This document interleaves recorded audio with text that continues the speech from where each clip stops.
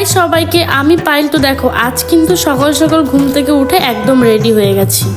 আচ্ছা, তোমরা কি কখনো শুনেছো বা তোমাদের সঙ্গে কি এমনটা হয়েছে যে তোমরা পুজো দিতে গেছো আর মুখের ওপরেই মায়ের মন্দির তোমাদের সামনে আটকে দেওয়া হয়েছে পুজো অসম্পূর্ণ করে? আমাকে কিন্তু অবশ্যই জানাবে তোমরা। আর হ্যাঁ, আমি কিন্তু গেছিলাম আজ মায়ের মন্দিরে পুজো দেওয়ার জন্য। হ্যাঁ, পুজো দিয়েছি বিশেষ একটা কারণে বলতে পারো, তবে হ্যাঁ সেই কারণটা অবশ্যই তোমাদের সামনে একদিন না একদিন আমি বলবো।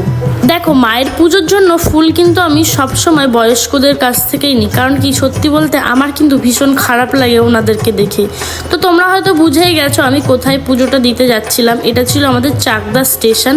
তো দেখো আমি কিন্তু সকাল সকাল চলে গেছি পুজো দিতে। গরম কিন্তু ভীষণ পড়েছে, তবে মনে জোর আর ভক্তি থাকলে না কেন জানি না সব কিছুই সহজ মনে হয়। আজ পর্যন্ত মায়ের কাছে যতবার এসেছি আমি কিন্তু কোনো কিছু নিয়ে আবদার বা কোনো কিছু নিয়ে আমি কিন্তু মাকে নালিশ করিনি। আমি কিন্তু একটা কথাই বলে গেছি যে তোমার যেটা মনে হয় আমার জীবনে তুমি সেইভাবেই করো। আমার জীবন তোমার যা মনে হয় যেইভাবে সাজানোর দরকার তুমি সেইভাবেই সাজিও মা।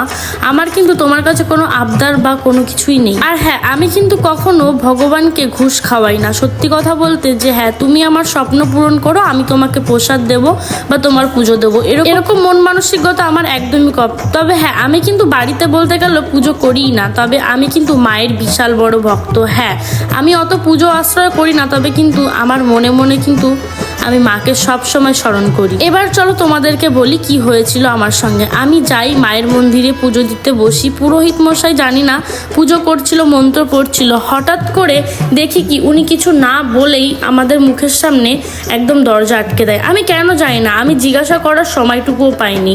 তবে হ্যাঁ, হয়তো কোনো বিশেষ কারণ হতে পারে বা কোনো কিছু, আমি সত্যি জানি না। বিষয়টা কিন্তু আমার একদমই ভালো লাগেনি। কেন এটা করা হলো তোমরা যদি কেউ জেনে থাকো আমাকে কিন্তু অবশ্যই জানিও।